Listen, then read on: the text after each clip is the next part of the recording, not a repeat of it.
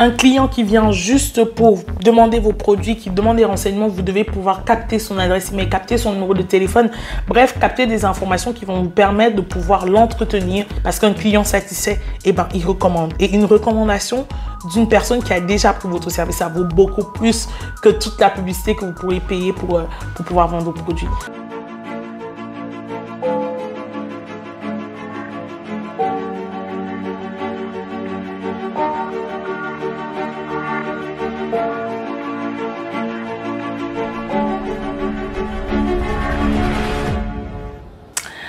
Voici 5 conseils que vous devez absolument appliquer si vous voulez réussir votre entreprise en ligne en 2021.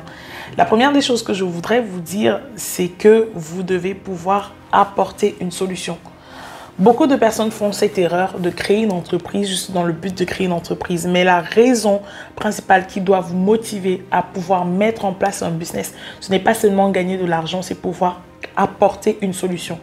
On crée parce qu'on veut apporter une innovation sur le marché. Donc, on veut ajouter quelque chose de nouveau à ce qui est existant. Mais on crée surtout parce qu'on a évalué un problème dans la société et on a décidé d'y apporter une solution.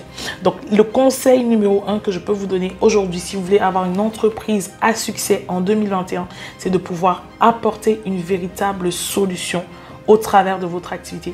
La deuxième chose que je vais vous donner comme conseil aujourd'hui, c'est de pouvoir vous démarquer. Sortir du lot, votre unicité, votre différenciation fera votre différence. Si vous voulez pouvoir gagner de l'argent rapidement, si vous voulez pouvoir attirer des clients, il faut sortir du lot. Ce n'est pas parce que tout le monde se positionne dans votre secteur d'activité à 10 000 francs ou 100 euros que vous devez absolument venir sur le marché et vous positionner à 10 000 francs ou 100 euros. Démarquez-vous. Ça peut être au niveau d'un positionnement concernant le prix. Donc, vous pouvez avoir un prix différent de la concurrence. Ça peut être votre positionnement qui est différent. Ça peut être un service que vous ajoutez qui est différent et innovant par rapport aux autres. Quel que soit ce que vous décidez d'adopter, démarquez-vous de la concurrence. Ne vous fondez pas dans la masse. C'est une des raisons, des plus grosses raisons d'échec pour toutes les entreprises qui débutent, c'est se fondre dans la masse. Donc, si vous voulez vraiment réussir en 2021, démarquez-vous de la concurrence. Faites quelque chose qui est propre à vous. Faites quelque chose qui est... quand on pense à vous et que vos clients pourront facilement retenir. Le troisième conseil que je vous donnerai pour appliquer aujourd'hui, c'est d'être présent et visible sur les réseaux sociaux.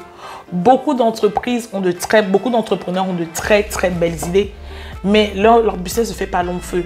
Ils sont frustrés, ils sont complexés, ils pensent que non, ça ne va pas réussir. Ils se disent que l'entrepreneuriat, c'est du n'importe quoi et que les conseils en ligne, ça ne fonctionne pas. En fait, au final, on se rend compte tout simplement que ce sont des entrepreneurs qui ne sont pas visibles, qui ne communiquent pas. Si vous ne communiquez pas sur votre projet, les clients ne savent pas que vous existez. Si vous n'êtes pas visible, les clients ne savent pas vous trouver. Et qui dit pas de clients, dit pas d'entrée d'argent et qui dit frustration ici parce que quand on lance une entreprise, on a mis de l'énergie, on a de l'espoir, on a de la niaque, on a envie que ça marche, etc., etc., etc. Ok? Donc, si vous voulez avoir des clients, si vous voulez faire du chiffre d'affaires, communiquez. Trouvez le moyen de communiquer sur votre projet. Être visible. Soyez visible. Communiquez chaque jour via vos plateformes. Communiquez via vos réseaux.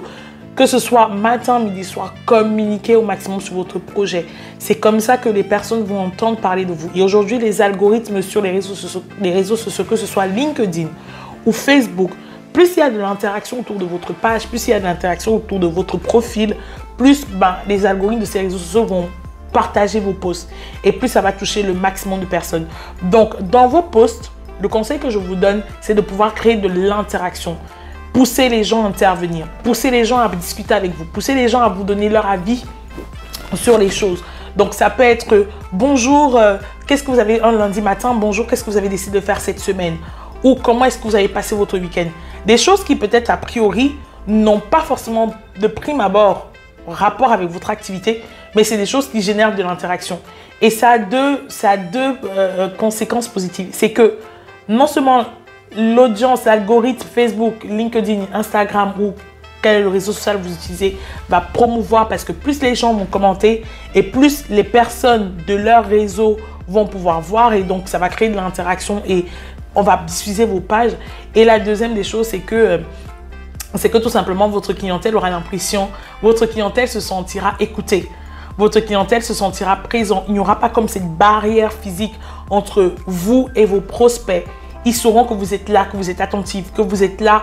Vous n'êtes pas seulement là pour vendre un service, vous voulez être vous êtes à leur écoute et vous essayez de développer une relation amicale avec eux. Ok? Soyez là pour servir. Servir, apporter de la valeur. Communiquer auprès de vos clients. Donnez-leur des tips, donnez-leur des astuces, donnez-leur des choses qui vont améliorer leur quotidien. Que ce soit de vous, maquilleuse, qui faites des tutos pour le make-up, ne soyez pas simplement là pour dire voici comment faire un maquillage, etc.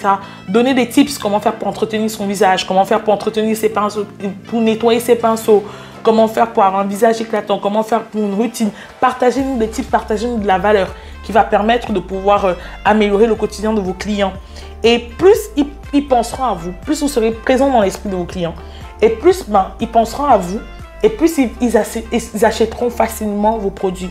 Parce qu'il faut savoir que un client, pour pouvoir acheter, il doit vous connaître, il doit vous aimer et il doit se sentir, il doit se projeter en vous en fait. Ils doivent se sentir en vous, ils doivent pouvoir se projeter avec vous. Ils doivent adhérer à vos valeurs, adhérer à votre vision, à vos missions. Okay? Donc, c'est important de pouvoir établir cette relation avec vos prospects, avec votre audience. De ne pas être simplement sur Internet pour pouvoir dire que je vends tel produit acheté ou je vends tel produit acheté. Non, soyez présents et bâtissez une relation. Sachez que c'est humain, interagissez avec eux. Et plus vous allez le faire, plus les réseaux sociaux vont promouvoir votre page, promouvoir votre site internet, promouvoir votre page Instagram, etc. Et plus ça va créer de la visibilité. Donc, plus les gens vont vous voir et plus les gens vont acheter vos produits. Le quatrième conseil que je pouvais te donner, c'est de cibler. Adressez-vous à la bonne personne. Il y a cette erreur que j'ai faite il y a quelques années quand j'ai débuté avec mon agence de voyage. Je me suis dit, tout le monde voyage, donc je vais m'adresser à tout le monde.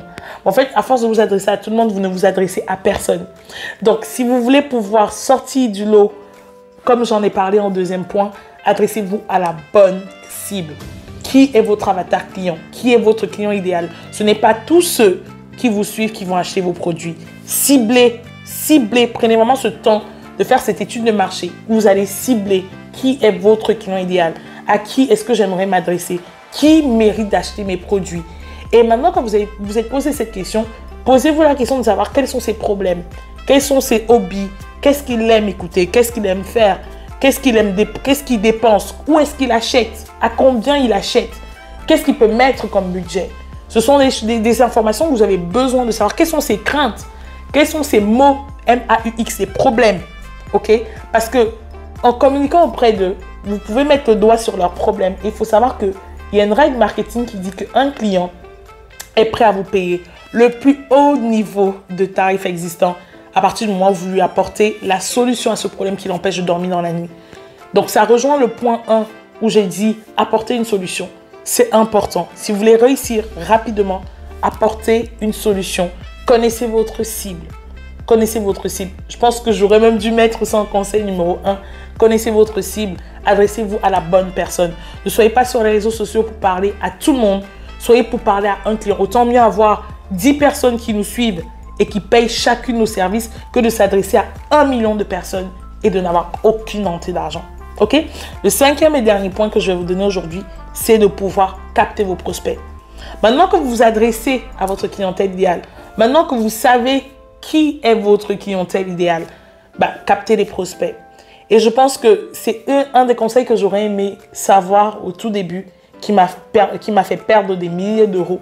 C'est que, en fait, j'étais juste en train d'interagir avec ma cible et je n'allais pas beaucoup plus loin. Donc, c'est quoi en fait? C'est que les gens qui venaient, les gens qui me sollicitaient, je discutais avec eux et puis ça s'arrêtait là, basta. Je n'avais pas de suivi client. Or, si aujourd'hui vous vendez des habits en ligne, si aujourd'hui vous vendez des mèches en ligne, si aujourd'hui vous vendez des programmes de coaching, que ce soit en entrepreneuriat, diététique ou que sais-je, les personnes qui vous sollicitent, les personnes qui viennent vous voir, ce ne sont pas des personnes simplement, même si elles ne prennent pas vos services, que vous devez abandonner dans la nature. Mettez en place un système pour pouvoir capter ces données. Mettez en place un système pour pouvoir travailler au corps ces personnes. Ça veut dire quoi concrètement? Ça veut dire qu'au jour d'aujourd'hui, vous pouvez me contacter et vous me dites, Esther, j'aimerais pouvoir être accompagnée pour l'entrepreneuriat. Bah, si en final, on se rend compte que le tarif n'est pas bon avec ce que vous aviez prévu et qu'on ne travaille pas ensemble, c'est pas grave. Moi, je dois garder votre contact. Et maintenant, en gardant votre contact, je pourrais vous entretenir, je pourrais vous envoyer de la valeur, je pourrais vous donner du contenu de valeur. Ce qui fait que peut-être aujourd'hui, vous serez déçus parce que vous ne travaillez pas avec moi. Peut-être aujourd'hui, il y a eu un X ou Y frein qui a fait que vous ne soyez pas allé plus loin. Mais à force de parler avec vous, à force de vous donner du contenu de valeur, à force d'être présent, bah, peut-être demain, ce blocage qui avait été la raison pour laquelle vous n'avez pas pris mon produit, bah, il va sauter tout simplement parce que vous prendrez la peine de me connaître, d'écouter, de mieux jauger. Et peut-être demain, ça va vous inciter à aller plus loin, chercher des moyens pour venir prendre un accompagnement avec moi. Donc, trouvez le moyen de mettre en place un système dans votre entreprise qui vous permettra de capter les prospects. Et maintenant, quand vous captez ces prospects, vous pouvez mieux les entretenir. Entertain, comme on dit en anglais. Vous pourrez mieux les entretenir en leur apportant de la valeur, en leur apportant du contenu, en leur faisant comprendre que vous êtes là, disponible pour eux. Et ça va faire la différence dans votre business. Donc, et n'hésitez pas, ça vous permet également de faire des relances clients. Parce que beaucoup d'entrepreneurs font cette erreur de se dire que ok, ce client a acheté chez moi et puis basta, il est parti. En ligne, c'est important de pouvoir faire de la relance client. Ce client qui a acheté une fois, c'est plus facile de fidéliser un client que de dépenser pour gagner un nouveau client qui ne vous connaît pas, qui a ses craintes, qui a ses doutes, qui a ses difficultés à venir vers vous. Alors qu'un client qui a déjà acheté vos produits, qui sait déjà comment ça se passe dans votre processus, qui a déjà eu à traiter avec vous, qui a déjà eu cette relation de confiance, qui est satisfait de votre produit, reviendra 2, 3, 4, 5 fois et il recommandera votre service. Donc voilà, pour récapituler les 5 points, donc je mettrai en main le premier point, c'est apporter une solution. Quel que soit le business que vous voulez lancer, dites-vous que vous apportez une solution sur le marché pour vos clients.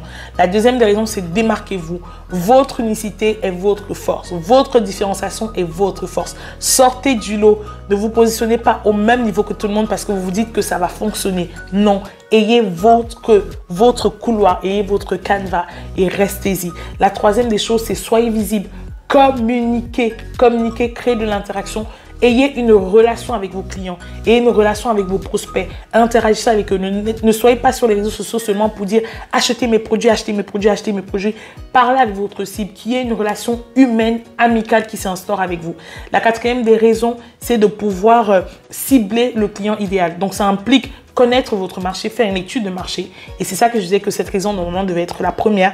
Soyez présent, soyez vraiment présent pour votre client. Vous connaissez ses problèmes, vous connaissez ses difficultés. Et maintenant, vous décidez d'apporter une solution pour eux. Et la dernière des raisons, le dernier conseil que je vais vous donner, c'est de pouvoir capter vos prospects. Donc, que ce soit pour pouvoir faire la relance client. Un client qui vient juste pour demander vos produits, qui demande des renseignements, vous devez pouvoir capter son adresse email, capter son numéro de téléphone. Bref, capter des informations qui vont vous permettre de pouvoir l'entretenir et de pouvoir garder le contact avec lui. De la même manière qu'un client qui vient pour acheter, vous ne devez pas tout simplement vendre et puis le larguer dans la nature. Vous devez pouvoir le fidéliser parce que ce client va pouvoir revenir 2, 3 fois. Ok, donc c'est important d'avoir un système dans votre entreprise qui permet de faire de la relance client, qui permet de pouvoir capter les clients, qui permet de pouvoir suivre le processus de votre client pour le convertir de l'état de prospect à l'état de client qui achète vos produits et qui est satisfait de vos produits. Parce qu'un client satisfait, eh ben, il recommande. Et une recommandation d'une personne qui a déjà pris votre service, ça vaut beaucoup plus que toute la publicité que vous pourrez payer pour pouvoir vendre vos produits. Donc, je vous dis à bientôt pour une prochaine vidéo.